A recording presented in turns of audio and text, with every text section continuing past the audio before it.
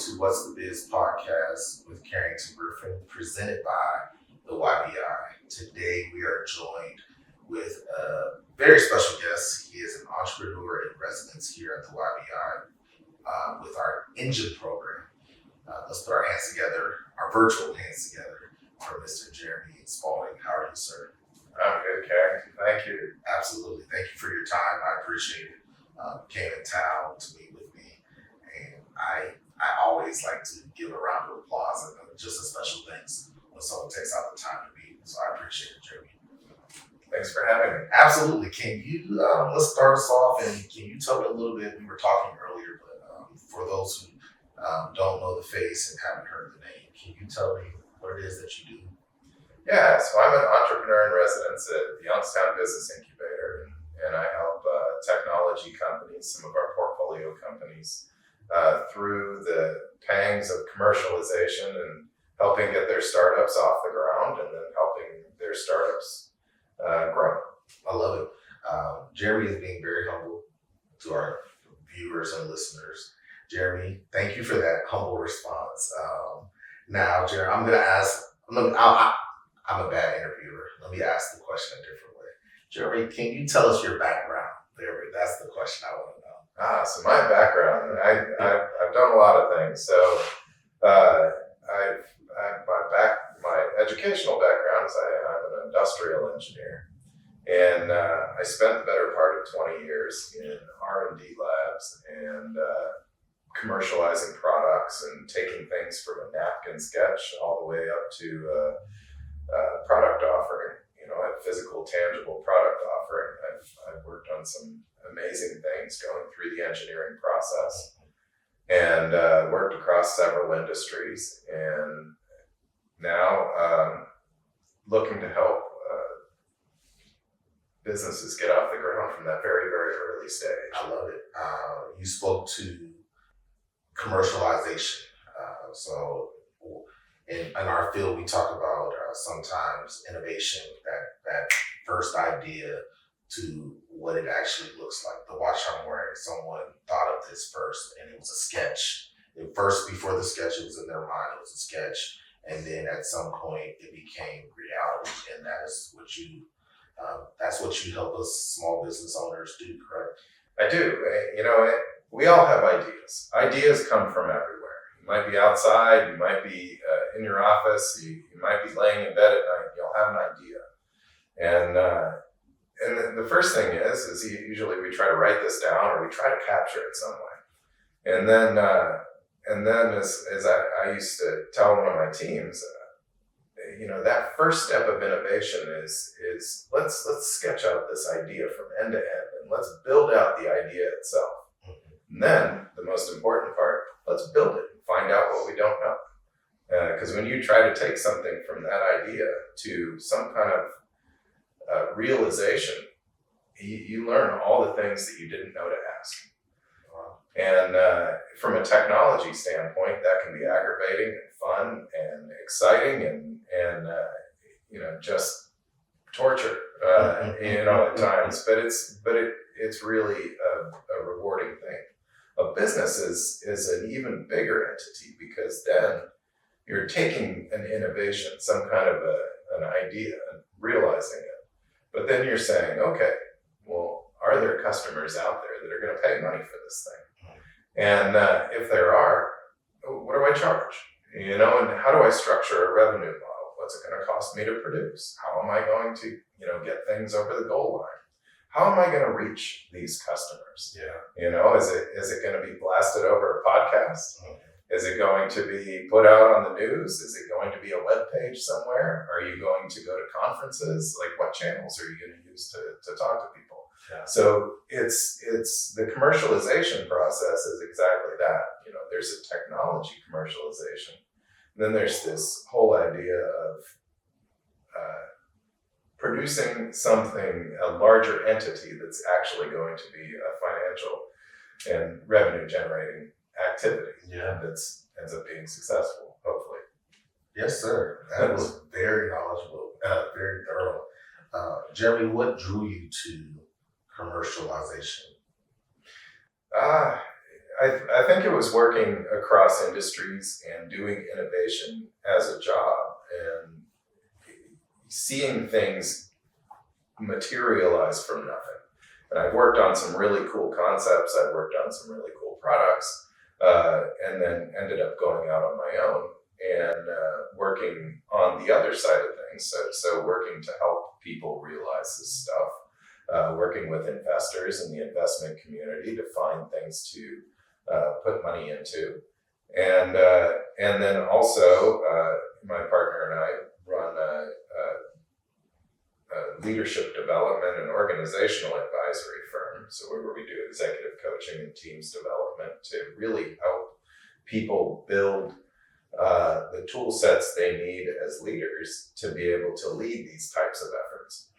And so, as I always say, I've worked in this field for 20 years and I have yet to see something fail solely because of the technology. Wow. Usually it's on the human side. And so the more that we know, the more that we're able to communicate, the more that we're able to advocate for each other and for, build community around actually creating an initiative and getting it done, the more successful we'll be. That's great.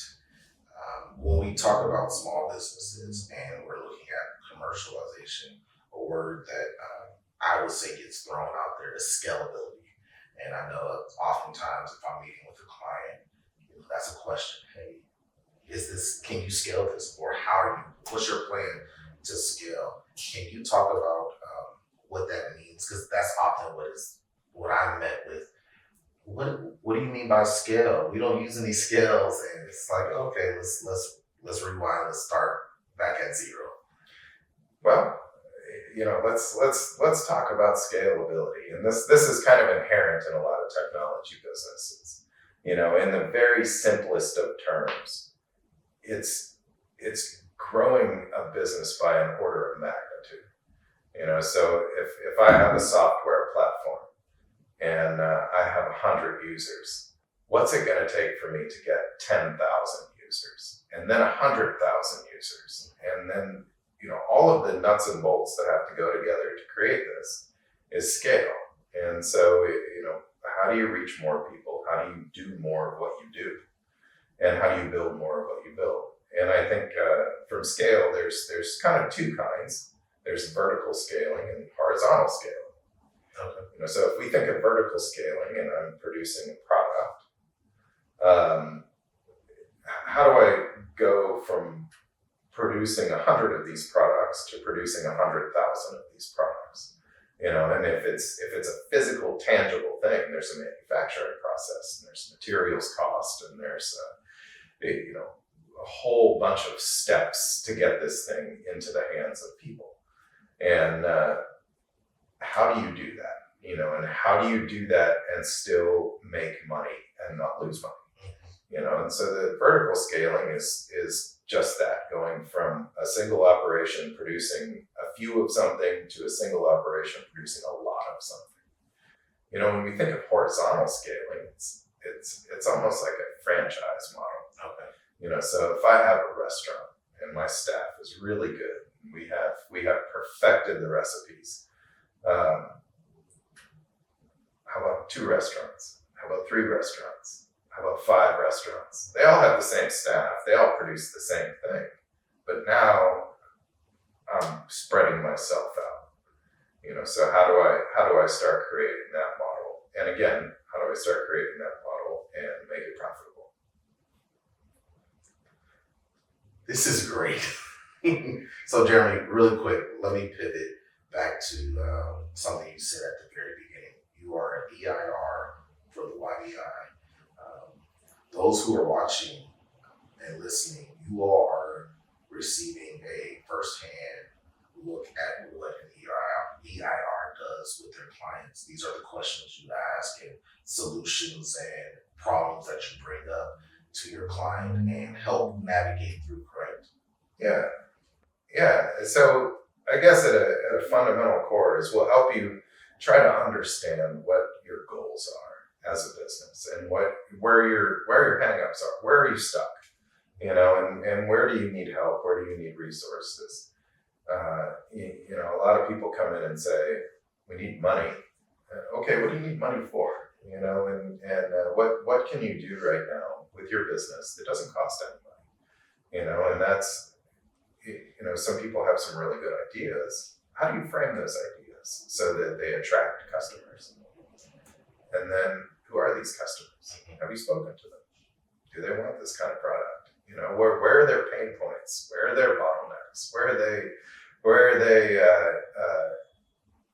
struggling to, do what they need to do? And where is your product going to fit? Like, what problem does it solve? And then, what is your pricing model?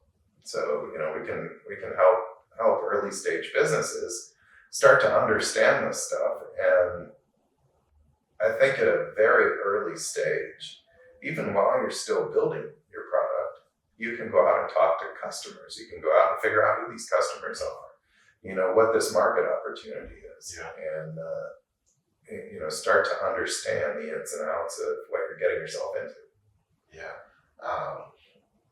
Jeremy, you mentioned something about having some expertise and some past dealing with small businesses and VCs. As a small business owner, and we're talking about scaling and commercialization, when do we know, if I'm the small business owner, when do I know when it is time to scale? Is it okay to not scale as a business owner? Is it okay to, is scaling and commercialization, is that always the goal? Is that something that I have to do in order to be successful in small business? Not at all. The nice thing about business is you build this to what you're comfortable building this to. Everybody wants to be successful in business, but not everybody needs to scale a business, and not all businesses are scalable. There are a lot of businesses that do very, very well, and some would say have plateaued in terms of revenue generation. But you know what? If it's a small business and you have a great team and you're happy, why would you make it bigger? Yeah. Do what makes you happy. To some businesses, they want to go out and conquer the market, so it's never big enough. I think where investment comes into play is investors get really excited at businesses that have an enormous scalable potential. Okay. VCs don't typically invest in businesses that aren't scalable, or what some people call lifestyle businesses. And I don't like that term per se, but that's okay. But it just depends on what your goals are as a business. Okay, that's a great question. Great answer. I was going to ask, and I'm going to ask, what are two questions? I'm going to give our viewers and listeners some homework before they come in and they want to meet with any of our business advisors or yourself. What are two questions that you think they should ask themselves and answer before taking that next step to reach out? I think a couple of things. Examine your idea. What is your idea? And it might be something that fills a need in your own life. It might be something that fills a need in the lives of people around you. It might be something that you're passionate about. But think about that idea and how, what you think some of the steps are to create a business around that idea. And by that, I mean, what kind of customers do you have in your mind that are going to consume what it is that you're selling? And then what does your revenue model look like? What are your costs? What are your, how much does it cost you to do it? And how much would you have to sell this thing for to break even? Now, these are hard, sometimes seemingly hard things to think about. But when you think about it, let's say I have an idea,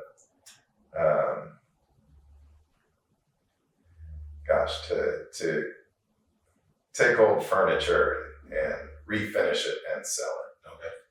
And I'm just pulling ideas out of the air right now. So if anybody has that idea, awesome.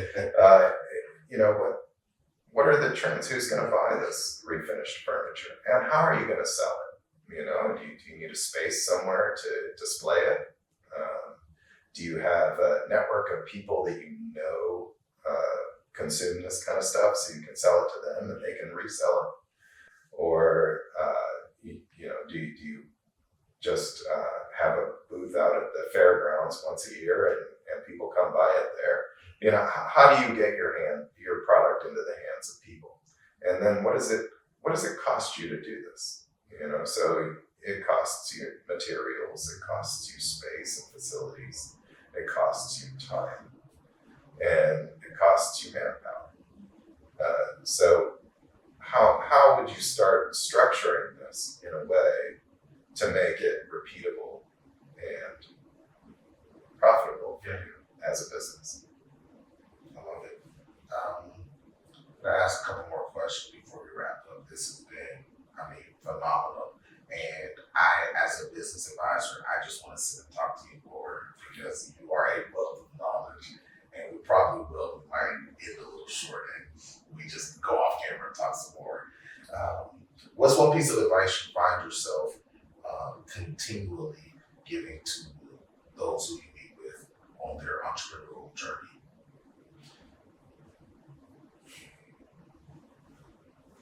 Gosh, it ranges from so many topics. I think the biggest thing that's near and dear is we all have strengths and we all have blind spots.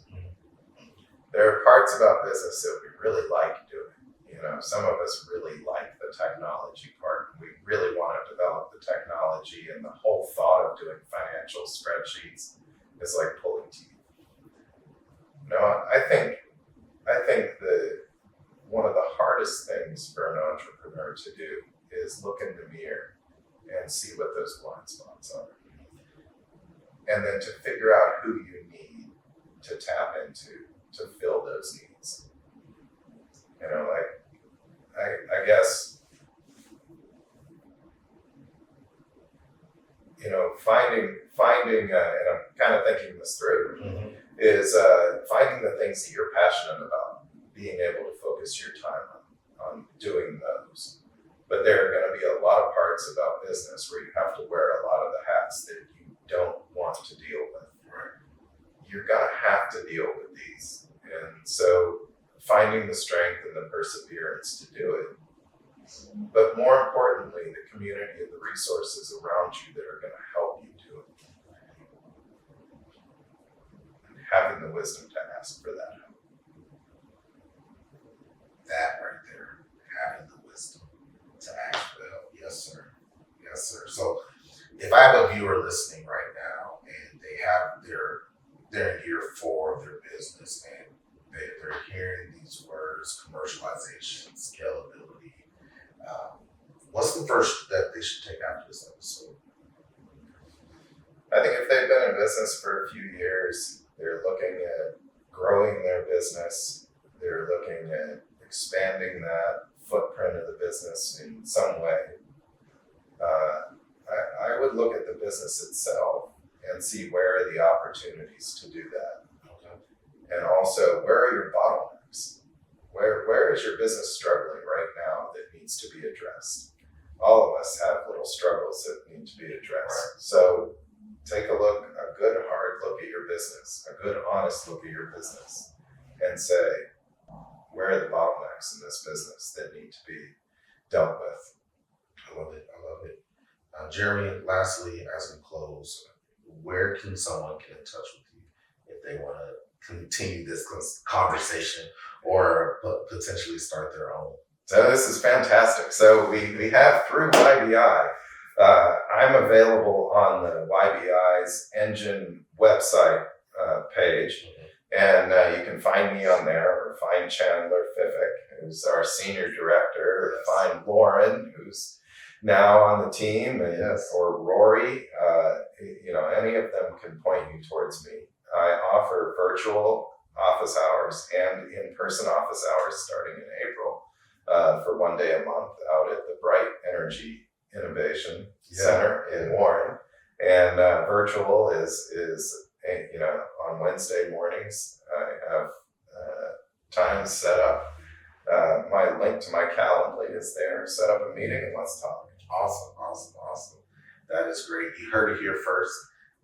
Please do not just listen to this conversation or do not just watch this conversation and say, hey, that was great, but actually look in the mirror and ask those hard questions. And then after answering them, schedule an appointment so that you can get your business in the best position that it needs to be in to grow, scale, and to commercialize. Jeremy, again, thank you for your time today. Thank you for taking time out of your morning, coming down and see us and do this interview with me. I really appreciate it. I learned a lot, and I plan on continuing the conversation to just see what else and what other gems I can grab out of your mind. Oh, good. Well, it's been a pleasure, Karrington. Thank you for having me down here. For those of you that know me, I like to talk, so let's. I can ramble on for a long time. Jeremy, you were great. You were great. And here's the thing: people can talk. Often there are sometimes they can talk and they're not saying. You are saying very valuable information. So if I ever get the opportunity, if you all ever get the opportunity to see Jeremy and to stop him and get a chance to talk, I advise do that and listen, because you are a wealth of knowledge, and hopefully that translates in the short conversation that we had. I know I've definitely been impacted from hearing and just seeing how your mind works. Thank you. I appreciate that. Again, thank you to our listeners and viewers. This has been another episode of What's the Biz podcast with Karrington Griffin, presented by the YBI, and we look forward to talking to you again soon. Thank you.